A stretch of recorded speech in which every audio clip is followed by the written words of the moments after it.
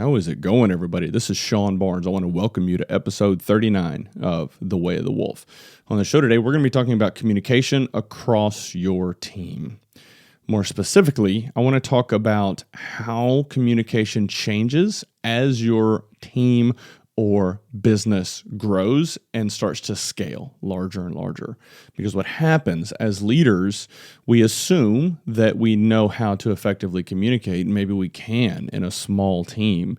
But as things change, we as leaders also have to change. So when we think about businesses growing and scaling, there's a myriad of reasons of why you need to be able to adapt. One being more people are coming in. That means you have more personality types that you have to try to understand how to effectively communicate to them. And it especially gets challenging whenever you start having to deal with turnover. That means new people are coming in the door that you're trying to learn, and old people with tribal knowledge are going out the door. So there's a lot of challenges there that you have to work through as your business or team grows and scales. Another thing that does come up and occur is systems and processes change over time. This is a necessity of growth. You can't be successful in this one little market at doing this one little thing in the same way that it takes to be successful at doing it across the state or nationally. So again, this all comes down to you as a leader being able to pivot and adapt and make sure that you are able to communicate your message effectively across the broader organization. One other thing that I do want to touch on is the importance of keeping your finger on the pulse of the team in the organization. I see a lot of times as teams and companies grow and scale, the senior leadership becomes increasingly disconnected from the mid to lower levels of the organization. So if your business is growing, I would highly encourage you to take that time to sit down and have conversations with employees that are at all levels of the organization. It will allow you to better understand team dynamics, what's going on with certain groups within your team or company, and ultimately better lead them through those challenging times.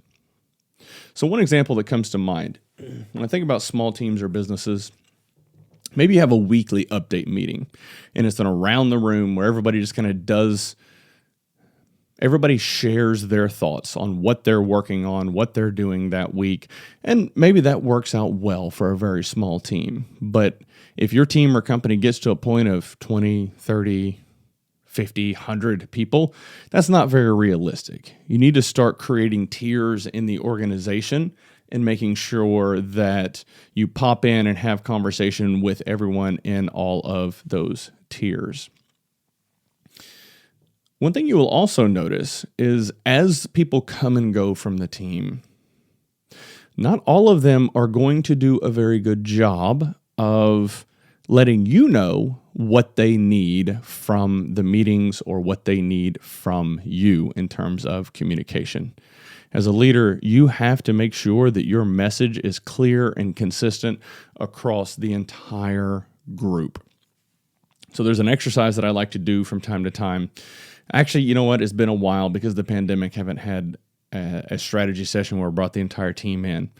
But one of the things that I like to do when you have the opportunity to bring everybody together is to ask somebody that's in maybe a pocket of the team that you don't really interface with all that much, ask them what the focus and mission is. Like, what are you trying to accomplish, or what's important to you?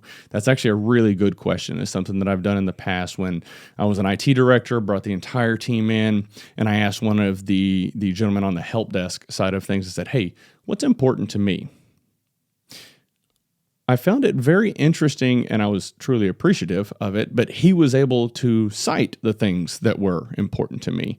So what does that tell you? That tells you that you are effectively communicating to your leaders beneath you, and that they are effectively communicating to the people on their team. I'm sure that some of you have kind of done this exercise in school or maybe some leadership event or retreat or management training session, something where they whisper something to someone on one side of the room and then it just goes all the way around the room. That's a perfect example of how messaging can become diluted over time. So you can combat this by being clear and consistent and sharing your message, the same message over and over and over, making sure that everybody truly understands what that message is. Also helps if you're having conversation with your direct reports or their direct reports, or maybe all the way through the entire chain, just having that conversation with them as well. That ensures that the entire team is aligned and knows what the mission and objective is. If you find yourself struggling and wondering why don't these people get it? I feel like I'm just beating my head against the wall. I'm telling everybody the same thing, but they just don't get it. Well, as a leader, this is your fault. This kind of segues into the importance of understanding different people's personality types and how to effectively communicate. Because if they don't understand your message, it's your fault. You are the one that is failing them as a communicator. So take the time to learn the people on your team.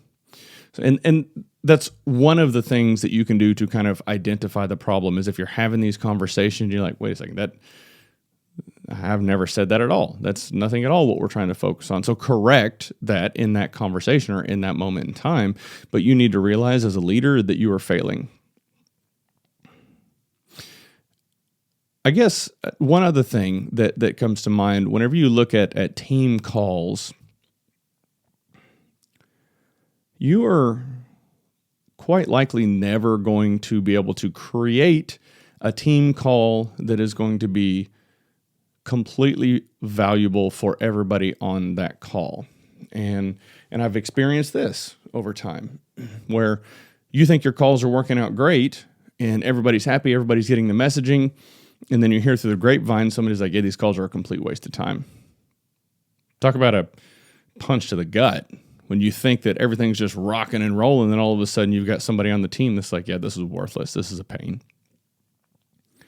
Again, this falls into making sure you understand what's important to the people on your team. Now, you're never going to get it 100% perfect for everybody, but that's okay. If you can get it 80, 90% of the way there for everybody across the team, I think call it a win and keep moving forward.